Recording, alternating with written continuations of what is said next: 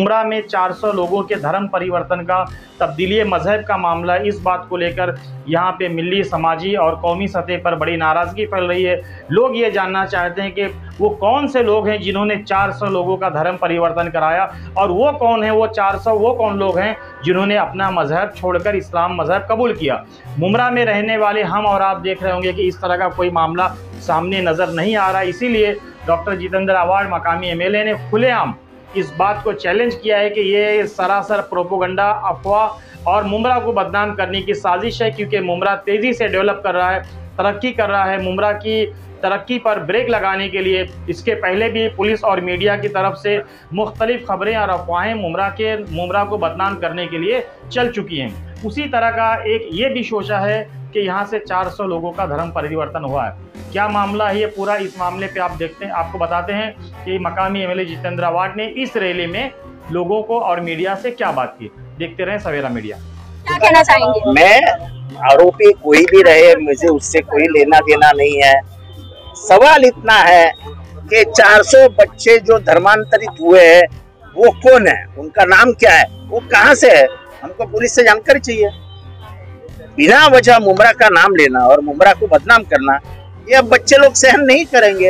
ये आज नौजवान जो बच्चे लोगों ने चल के आए यहाँ तक, इनका कोई राजनीति संबंध नहीं, कोई सियासती संबंध नहीं, आपको किसी का झंडा नहीं दिख रहा था। इन्होंने तो सिर्फ मुझे इसलिए बुलाया कि आप हमारे MLA हो, आपको हमको जवाब देना पड़ेगा, क्योंकि हमारी तकदीर खतरे में है। हिंदू मुस्लिम सामने मामला आ रहा है, हिंदू मुस्लिम का जो नाम बदनाम किया जा रहा है। नहीं, हिंदू मुसलमान जबरदस्ती लगाया जा रहा है।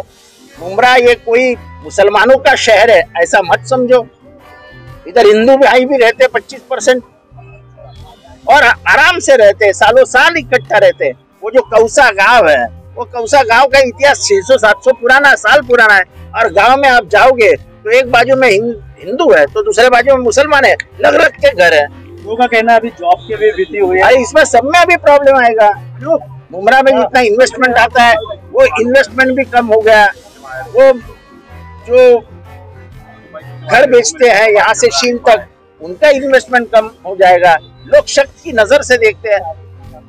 इससे बहुत बड़ी तकलीफ मुमरा के लोगों की होगी, बच्चों को होगी, और इससे हम सबसे बाहर आ गए। मुमरा में 2008-2009 में एक बैंक, आज 12-13 बैंक है। आज ATM के बहुत सारे, तो पहले एक जमाना था कि मुमरा में सिम कार्ड नहीं मिलता था, मुमरा में लोन्स नहीं मिलते थे, अब सब शुरू हो गया है।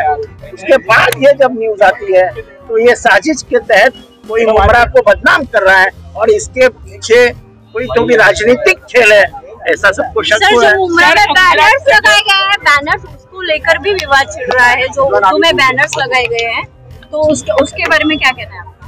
मैंने नहीं पढ़ा। इस्लाम की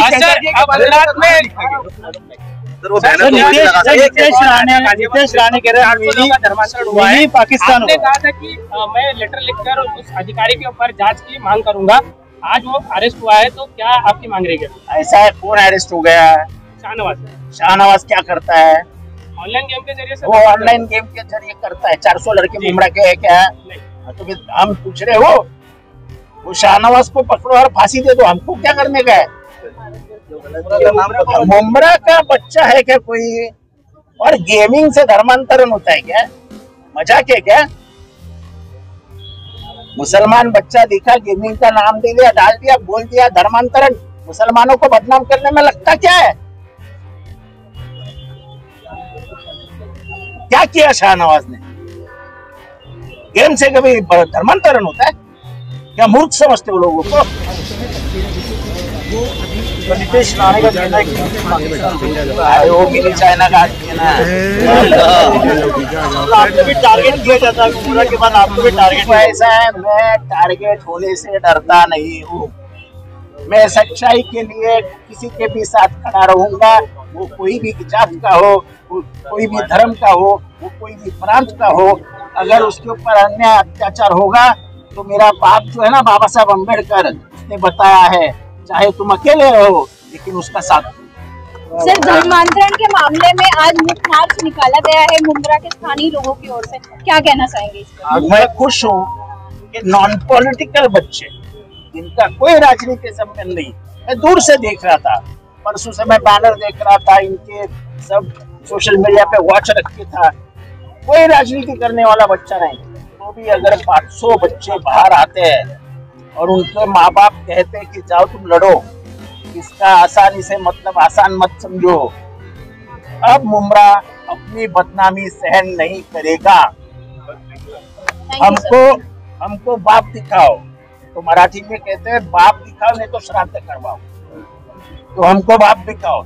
ये हम थाना पुलिस से पूछना चाहते हैं सच्चाई क्या है बताओ। आप चुप चुप के नहीं बैठ सकते कि वो गाजियाबाद पुलिस कर रही है। अगर गाजियाबाद पुलिस कर रही है तो आप लॉक लगा लो और गाजियाबाद पुलिस को बोलो रास्ते पे खड़े रहे। फिर देखो उनके हाल। मजाक है क्या? तुम किसी शहर को बदनाम करते हो तब? आज का अगला कदम क्या होगा? एक मिनट, जिसने कॉल के जरिए इन्फॉर्म किया था 400 लोगों का आंकड़ा बताया था, क्या गाजियाबाद पुलिस की जिम्मेदारी नहीं कि उस शख्स को भी हिरासत में लेकर उसे पूछताछ की जाए? मैं कब से यही बोल रहा हूँ ना, क्या तुम्हारी कोई जिम्मेदारी नहीं? मैं तुमको बता दूं कि 1000 लोग मारे गए ये पहाड़ के पीछे, तो तुम क्या न्यूज चला दोगे? जिम्मेदारी नाम की कोई चीज है कि नहीं? हमको 4 से लड़के दिखा, नहीं तो मुमरा की माफी मांगो। सर, तो आपको क्या लगता है मुमरा को बदनाम करने के लिए ये सब साजिश है? मुमरा को बदनाम करने के लिए साजिश है, महाराष्ट्र में दंगे करने के लिए साजिश है, हिंदू और मुसलमानों में दीवार तैयार करने। मेरा न्यूज़ करें, सब्सक्राइब करें और बेल आइकन दबाना ना भूलें।